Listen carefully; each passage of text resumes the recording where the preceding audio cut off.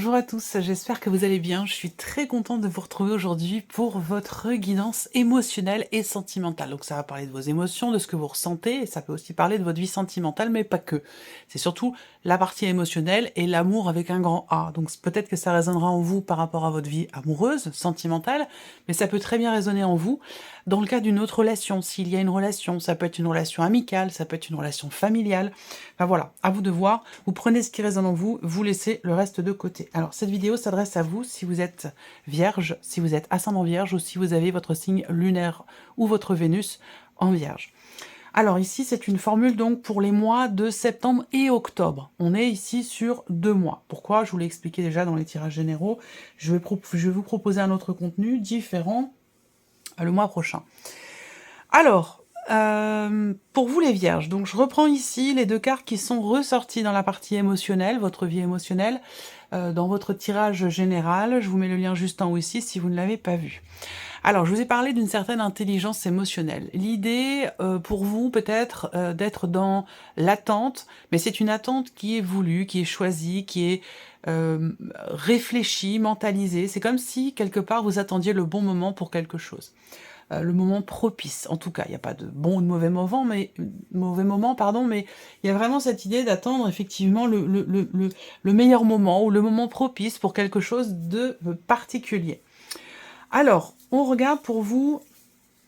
Alors, le titre, c'est quoi le titre de votre mois de septembre? On n'a que septembre, hein, ceci dit. Une force inébranlable vous anime pour le mois de septembre. Donc, on va voir. Alors, ici, on va regarder... Alors, je vous propose une formule différente, cette fois-ci. Vous me direz ce que vous en pensez. On va commencer ici par l'énergie qui vous entoure. Alors, il est question ici pour vous de pardonner. Voilà. Alors, il y a une énergie qui vous entoure qui peut vous amener sur le chemin du pardon. Ça peut être pour vous-même, par rapport à vous-même, par rapport à une personne, par rapport à une situation aussi peut-être. Mais il est question ici d'une possible réparation. Voilà. D'une possible réparation qui est possible, qui est dans le champ des possibles, puisque c'est l'énergie qui vous entoure. Ça ne veut pas dire que vous allez y aller, mais ça veut dire que quelque part, dans les énergies, tout est réuni pour que vous alliez sur ce chemin, dans cette direction, dans l'idée de pardonner, dans l'idée de se pardonner à soi, dans l'idée de réparer quelque chose en soi, ou de se réconcilier avec quelqu'un, en tout cas de se libérer finalement peut-être d'une souffrance, d'une frustration, ou de quelque chose qui, quelque part, qui vous enferme un petit peu. Alors, on va regarder quel est votre état d'esprit à vous par rapport à votre vie émotionnelle et ou sentimentale. Alors, on a la roue de fortune. Votre état d'esprit, avec cette carte-là, c'est l'idée de s'en remettre à l'univers quelque part. Parce qu'on a cette carte-là qui va indiquer quelque part que vous faites confiance au destin. Voilà. Vous faites confiance au destin et peut-être aussi aux synchronicités, à ce que les choses arriveront au moment, à ce que les choses puissent arriver, pardon, au moment le plus juste pour vous. Est-ce que ça résonne déjà ici peut-être avec ce que vous attendez, ce pourquoi vous savez faire preuve de patience, de par votre expérience, de par votre vécu, où je vous ai dit ici que vous attendez le bon moment, le bon entre guillemets, le moment opportun. Donc là en fait, on laisse faire la vie avec la roue de fortune. On laisse faire la vie, on est dans un état d'esprit où on laisse couler, on laisse aller, on fait confiance en la vie, en l'univers, et puis on se laisse porter finalement un petit peu par le courant et on fait confiance à ce que... On se fait confiance et on fait confiance à ce que la vie peut nous apporter de bénéfique, évidemment. Voilà. Alors, je continue. On va regarder ici vos émotions profondes. Qu'est-ce qui se passe au plus profond de vous? Alors là, émotionnellement, hein, ou par rapport à votre vie amoureuse, par rapport à un relationnel important. Je vais y venir après. Qu'est-ce qui se passe au plus profond de vous émotionnellement? Alors là, on a le 5 de bâton. Donc autant dire que là, au plus profond de vous, on n'est pas trop dans le calme, hein. C'est plutôt le bouillonnement, c'est plutôt la tempête, c'est plutôt ici une énergie où on est soit peut-être dans un conflit intérieur, on est en colère, on se bat pour quelque chose. On voit que au fond de vous, il est question... Alors peut-être qu'au plus profond de vous, sans que vous l'exprimiez forcément, Euh, vous êtes sur le chemin, et c'est pas quelque chose d'évident, puisqu'on est sur un 5 un 5 de bâton, donc c'est quelque part il y a un combat, quelque part, ici, qui est mené. Il va être question de vous préparer. Il y a une notion au fond de soi, peut-être que vous savez au fond de vous que vous avez besoin de fournir un effort ou de vous préparer quelque part à cette possible réparation, ce possible pardon, cette possible réconciliation. Je pense que vous sentez au plus profond de vous que ça va vous demander quelque part un effort, un travail, que ça va pas se faire tout seul. Même si vous, avec la roue de fortune dans votre énergie, même si vous pourriez avoir tendance, comme je le disais, à vous laisser porter, à laisser faire les choses et à faire confiance au destin. Au fond de vous, j'ai l'impression que vous sentez que vous avez besoin de travailler à ça, pour aller sur ce chemin-là. Peut-être pour une réconciliation, pour vous pardonner quelque chose. Ou voilà, il va falloir... vous avez besoin, visiblement, pour certains d'entre vous aussi, d'être rassurés par certaines paroles. Toujours dans cette dynamique, parce que l'énergie qui vous entoure, elle n'est pas là par hasard.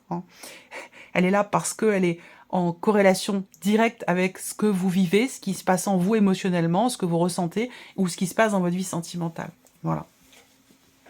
Alors, qu'est-ce que vous faites concrètement pour votre vie amoureuse ou pour votre équilibre émotionnel? On regarde ce que vous... l'énergie de l'action. On a le 8 d'épée. Donc là, vous n'êtes pas dans l'action. Au fond de vous, vous sentez que vous avez besoin d'agir, de faire, et que ça va demander un effort. Mais là, l'état d'esprit, vous vous laissez porter un petit peu par le courant, et on voit que dans l'énergie d'action, on a les épées. Donc on n'est pas dans l'action, justement, on est plutôt dans le mental. C'est-à-dire que là, on réfléchit, on est dans le mental. Voilà, donc je pense que là, il peut y avoir des ruminations, et l'idée aussi de se dire, avec cette carte-là, quand même, que il y a une forme de refus, là.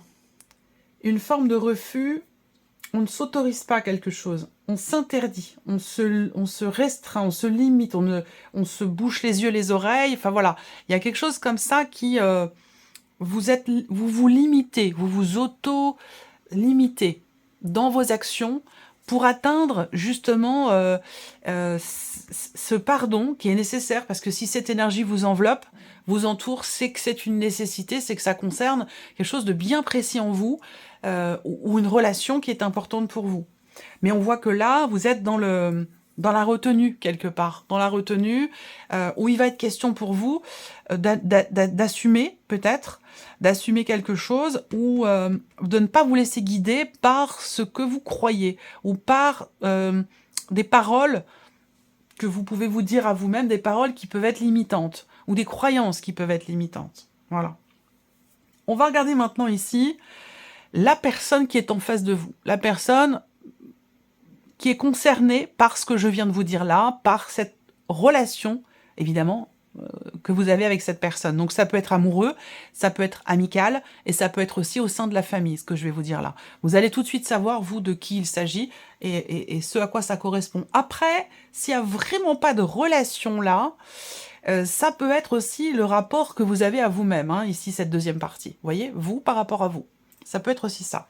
Alors, ici, la personne qui est en face de vous, l'énergie qui entoure cette personne.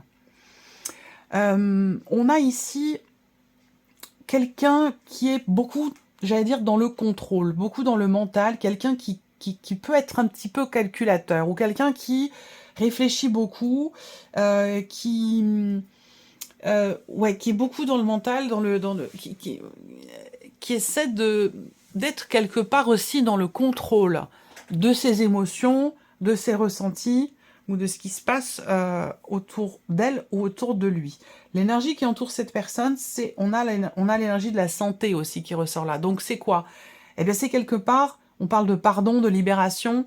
Pour moi, on est dans une énergie de guérison et d'un côté et de l'autre. Donc c'est comme si on vous poussait l'un et l'autre, de par les énergies qui vous entourent, à vous rapprocher, à réparer quelque chose, que cette personne soit dans votre vie sentimentale, que ce soit un ou une amie, ou quelqu'un de la famille, voire même quelqu'un qui n'est plus là.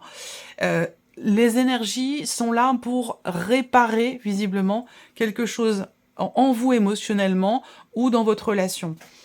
On va regarder ici l'état d'esprit de la personne qui est en face de vous. Ok, alors là, on a quelqu'un quand même qui est dans la... C'est intéressant parce qu'on a quelqu'un qui est tout à fait posé sur le plan émotionnel. C'est-à-dire que là, on a quelqu'un qui accepte ses ressentis, qui a conscience de ce qu'il ou elle ressent, de ce qui se passe en lui ou en elle émotionnellement. C'est quelqu'un qui est quand même assez posé, assez stable. On est aussi quelque part dans la maîtrise, encore dans le contrôle peut-être, des émotions et des sentiments du côté de cette personne. Après, c'est quand même quelqu'un qui a un grand cœur, c'est quelqu'un qui est quand même dans la sincérité par rapport à vous, c'est quelqu'un qui vous aime beaucoup et qui a une certaine sensibilité aussi, mais qui n'est peut-être pas forcément exprimée parce que ça peut être quelqu'un qui veut être toujours dans le contrôle, dans la maîtrise de ses émotions ou de ses sentiments. On va regarder ce que cette personne ressent au plus profond d'elle-même par rapport à votre relation. C'est quelqu'un qui veut la vérité. C'est quelqu'un qui veut... Bon, c'est quelqu'un de toute façon quand même de très posé, d'équilibré. C'est quelqu'un aussi qui a certainement soif de justice, de justesse, de droiture, d'honnêteté, peut-être quelqu'un qui a envie, au plus profond de lui ou d'elle, que quelque chose soit vraiment décidé, tranché ou clarifié entre vous. Voilà. Donc peut-être que effectivement là, il peut être question d'avoir à expliquer, d'avoir à rassurer de votre côté la personne qui est en face de vous, parce que cette personne a besoin de voir, de ressentir que tout est juste. Vous voyez, il y a cette notion de justesse et de justice aussi dans une certaine mesure. Donc ça peut être à un moment donné quelqu'un qui a ressenti un sentiment d'injustice dans ce qui est vécu, dans ce qui a été vécu, partagé, expérimenté entre vous dans votre relation. Il y a eu quelque chose à un moment donné qui peut avoir fait ressentir cette personne la notion d'injustice. Ça, c'est possible. On continue. Qu'est-ce que cette personne fait concrètement pour votre relation? Le 9 de denier. Alors, qu'est-ce que cette personne fait concrètement? C'est quand même quelqu'un qui... c'est quand même quelqu'un qui agit, qui est toujours dans le... Ça va avec le roi de coupe. C'est quelqu'un qui est quand même dans la protection. Quelqu'un qui veut protéger, qui veut toujours rassurer, qui est toujours... je ressens une personne quand même qui est... qui aime qui n'aime pas le conflit, en fait. C'est quelqu'un qui n'aime pas le conflit et qui n'aime pas non plus que les choses ne soient pas claires. Donc, il y a une soif de justice, de vérité, peut-être, une soif de vérité aussi, mais c'est quelqu'un qui est droit, c'est quelqu'un qui est honnête, c'est quelqu'un qui est généreux, ici, en face de vous, et qui a besoin ou envie que quelque chose soit décidé, tranché, ou que quelque chose soit rééquilibré entre vous. C'est quelqu'un qui donne beaucoup. On voit que vous êtes beaucoup dans la retenue, vous vous laissez porter, alors qu'au fond de vous, il y a quelque chose qui bouillonne. Donc ça a besoin d'être extériorisé, visiblement. Alors, on va voir maintenant l'interaction entre vous et cette personne. Qu'est-ce que ça donne? Ce que votre état d'esprit et le sien dans cette relation, on regarde ce que ça donne sur ces mois de septembre et octobre. L'addition des deux. Qu'est-ce que ça donne? L'addition de vos deux états d'esprit. Qu'est-ce qu'on a ici? Le 2 de coupe, l'harmonie, le retour au calme, le retour à la paix. Alors c'est intéressant parce que vous, on voit que vous voulez que les choses bougent, changent, parce qu'on est quand même ici sur la haute fortune, donc l'idée d'une volonté de renouveau, de peut-être de nouveaux départs, ou en tout cas que les choses bougent. Et en face de vous, on a quelqu'un quand même qui a un très très grand cœur. Donc en fait, là, ce que je vois sur septembre et octobre, je pense que vos deux états d'esprit peuvent se compléter dans le sens où on a en synergie le 2 de coupe. Ça veut dire que là, il est question de retrouver la paix au sein de cette relation. Cette possibilité dans ces mois de septembre et octobre de pouvoir et de savoir finalement écouter l'autre, d'être dans le partage. Il y a une grande sincérité qui se dégage ici, visiblement, de cette relation. Et là, on voit bien que, entre vous sur ces mois de septembre et octobre, avec le 2 de coupe, ben voilà, pour moi, on est quand même dans l'énergie où, s'il y a des tensions, eh bien, on a quelque chose quand même qui s'apaise. On a quelque chose qui s'apaise, on est dans le partage, dans la sincérité et dans le respect. Parce que ça, c'est une notion qui est extrêmement importante pour la personne qui est en face de vous. On va regarder l'addition ici de vos émotions profondes, ce que vous ressentez profondément l'un et l'autre. Qu'est-ce que ça donne concrètement entre vous sur ces mois de septembre et octobre?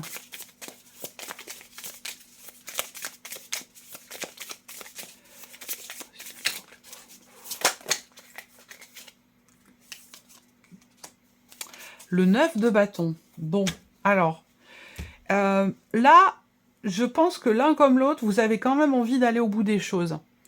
Voilà. Du côté de la personne, ici, ça va être aller au bout des choses dans l'expression, peut-être d'une frustration, d'une colère, d'un sentiment d'injustice, clarifier les choses.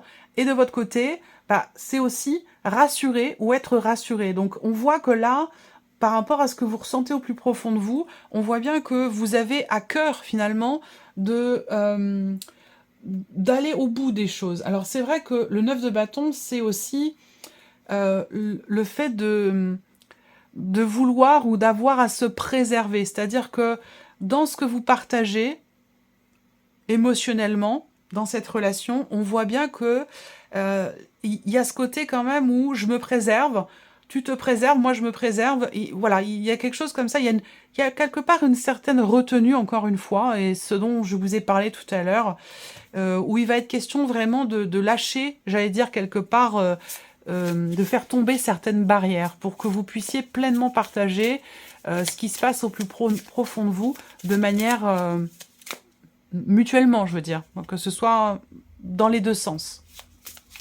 Alors, on regarde, on met en corrélation ce que vous faites et ce que la personne en face de vous fait pour votre relation. On va voir ce que ça donne.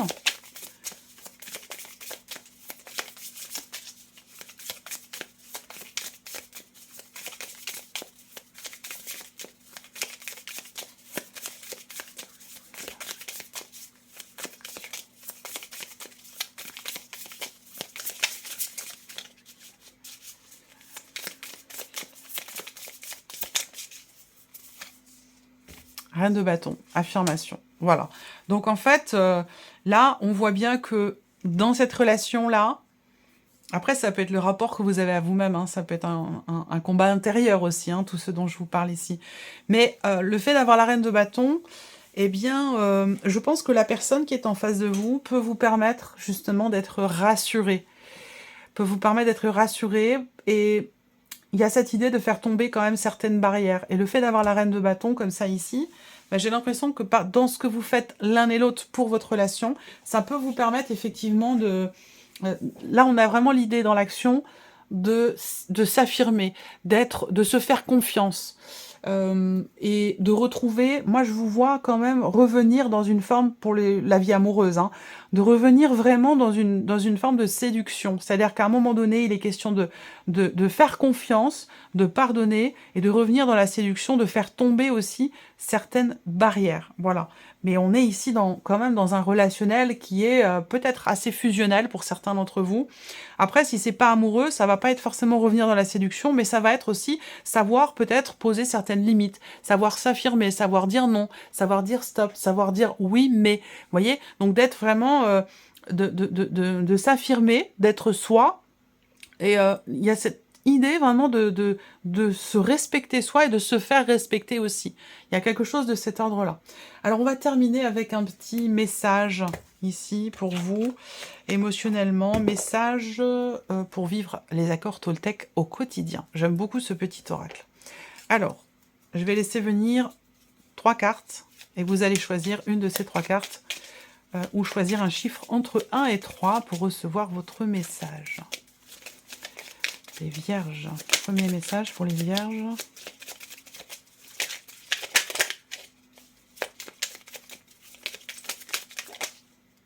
Voici. Deuxième message. Le voici. Vous ne l'avez pas vu. Moi non plus. Et troisième message, le voici. Voilà. Alors, première carte, deuxième carte, troisième carte. On y va pour la première. Alors, je suis moi, je ne suis pas ce que mes parents disent de moi ou ce que les autres disent de moi. Les jugements intérieurs viennent toujours en réalité d'un jugement extérieur entendu dans le passé et auquel nous avons cru. Pour preuve, avez-vous déjà vu un petit enfant se juger lui-même quand il n'arrive pas encore à marcher? Ça résonne quand même avec ce qu'on vient d'aborder. Hein. Deuxième carte, dans le sens de s'affirmer, d'être soi. Deuxième carte, deuxième message, ici on a « Je suis capable d'entendre tes critiques avec discernement. Ce que tu me dis m'apprend toujours quelque chose de moi et de notre relation. » C'est intéressant aussi.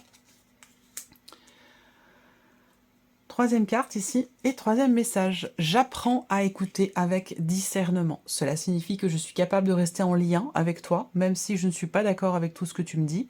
J'apprends à faire le tri.